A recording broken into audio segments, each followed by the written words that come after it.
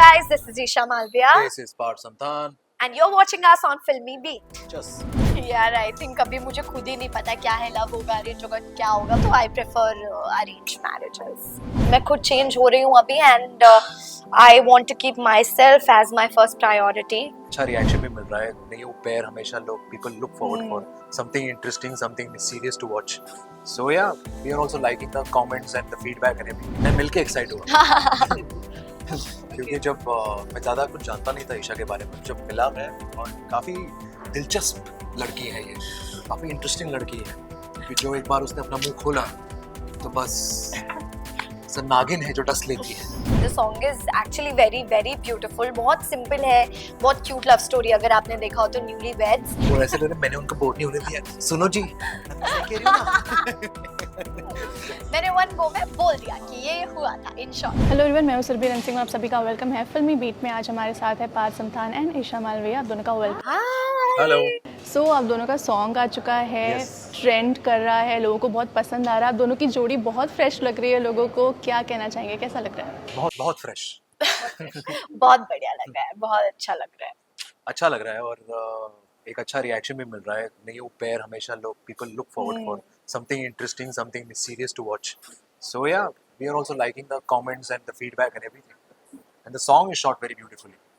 अच्छा, अगर सिंगर्स की बात करें तो वैसे तो आजकल बहुत सारे ऐसे सिंगर्स हैं जिनके अगर किसी का कोई कपल का कोई एल्बम है तो उसमें वही सिंगर्स गाते हैं, लेकिन इसमें मोहित चौहान ने अपनी आवाज़ दी है. काफ़ी समय के बाद एक उनकी आवाज़ सुनने को मिल रही है.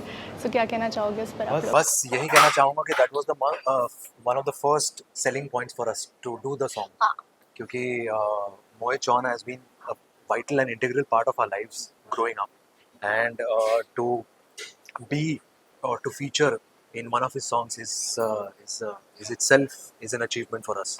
So yeah, and the song itself is so beautiful by Rocha Kul. So yeah, yes, exactly. The song is actually very very beautiful. बहुत simple है, बहुत cute love story. अगर आपने देखा हो तो न्यूली वेड्स. एंड सबसे ब्यूटीफुल पार्ट ये है कि बहुत रिलेटेबल है. जब आप वीडियो देखते हो ना तो आप बहुत इजीली रिलेट कर सकते हो उसके साथ.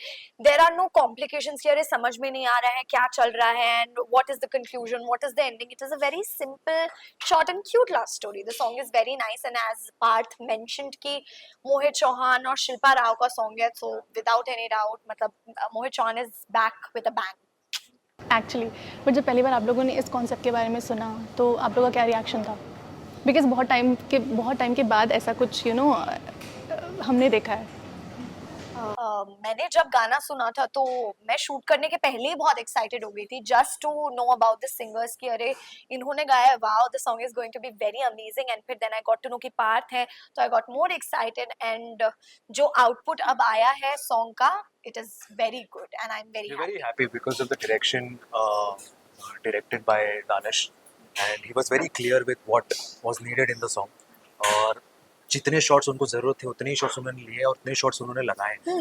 तो that quick sort of था. clarity he had and then we had eventually. So yeah, coming back to the entire team, Shilpa Rao, obviously I forgot to mention, I'm sorry, but she's been an iconic singer. Yeah, we've been listening to her songs since so many years. So yeah, I'm a big fan of both the entire team. In fact, Rocha Kohli or even Mohit Chauhan, the team itself is so good that you can't help yourself but to be a part of it.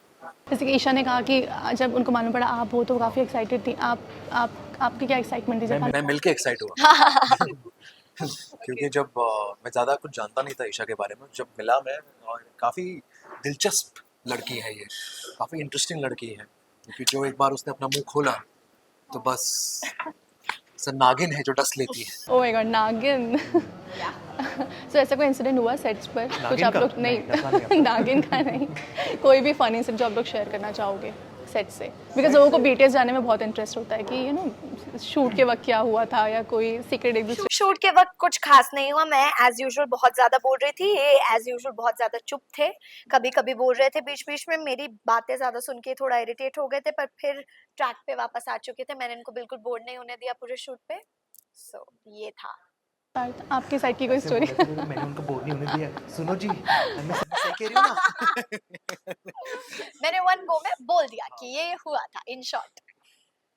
आप बताना चाहोगे क्या आपके set की कोई funny story जो मैंने बोल दिया उनके साथ। यही था हमारा। और हाँ, आपने उनके हिस्से का भी बोल दिया? Yes yes yes absolutely.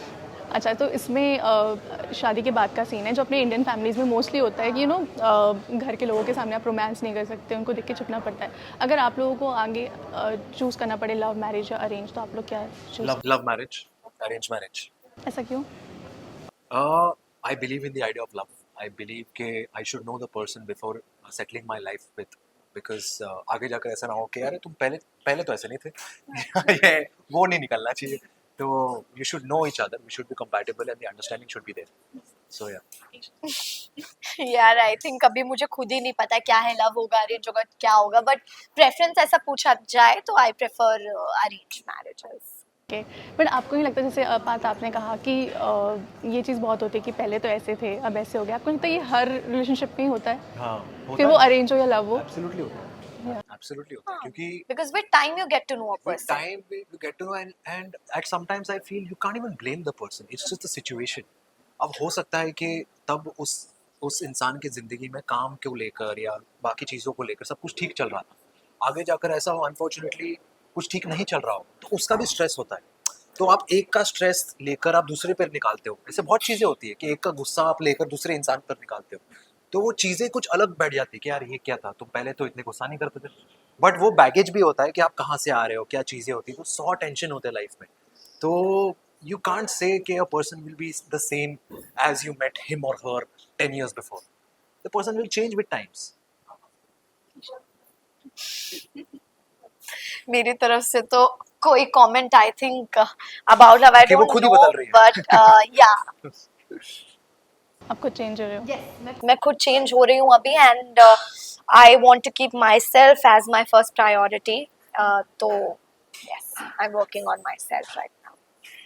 I'm working on on myself. My yeah I am working on myself really. Okay, best compliment इस सॉन्ग के लिए जो मिला हो आप दोनों को, वो Best क्या था? compliment. यार बेस्ट कॉम्प्लीमेंट यही है क्योंकि मैं इनके साथ पहली बार काम कर रही हूँ, ये भी मेरे साथ, तो यही उम्मीद थी कि काश लोगों को पसंद आ जाए, और आया जिया ना लागे सॉन्ग सबको पसंद, so they are liking our pairing in the song, so I think this is the best compliment for I don't know about I haven't read the comments.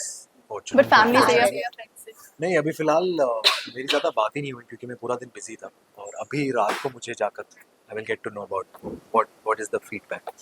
Okay, बात मैंने आपसे लास्ट टाइम भी ये सवाल पूछा था। ईशा ने तो बिग बॉस किया है, उन्होंने पूरी जर्नी कंप्लीट की है, इतना प्यार उनको मिला है, आपके कुछ प्लान्स शो के, बिग बॉस के रियलिटी शो के? नहीं, I don't see my self, he is not a big boss person. हाँ, तो तो बिल्कुल भी नहीं, मतलब ऐसा होता है ना कई बार कि हम मना कर रहे होते हैं, लेकिन एक टाइम आता है कि ऐसा लगता है हाँ चलो नहीं, जाकर ऐसा देख नहीं लेंगे। है, मैं किसी टाइमिंग के लिए नहीं रुका हूँ, it's just that I can't relate myself to that show.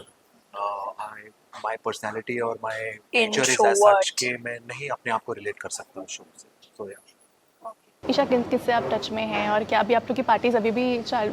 यार नहीं, अब नहीं है चालू। वो जब एक बस बना हुआ था बिग बॉस का, इमीडिएटली बाहर निकलने के बाद बहुत हुई, बट नॉट राइट नाउ, क्योंकि क्या शादी? सब अब पार्टीज Parties, okay. वो सर्टेन लोगों के साथ, बिग बॉस के लोगों के साथ, बट नाउ ऐसा कुछ नहीं है। सबके साथ टच में हूँ, बट किसी को मिलना नहीं हो पाता है अनफॉर्चुनेटली, बिकॉज सब अपने अपने कामों में लगे हुए हैं, everybody is busy. So okay, खतरों के खिलाड़ी के कोई प्लान्स?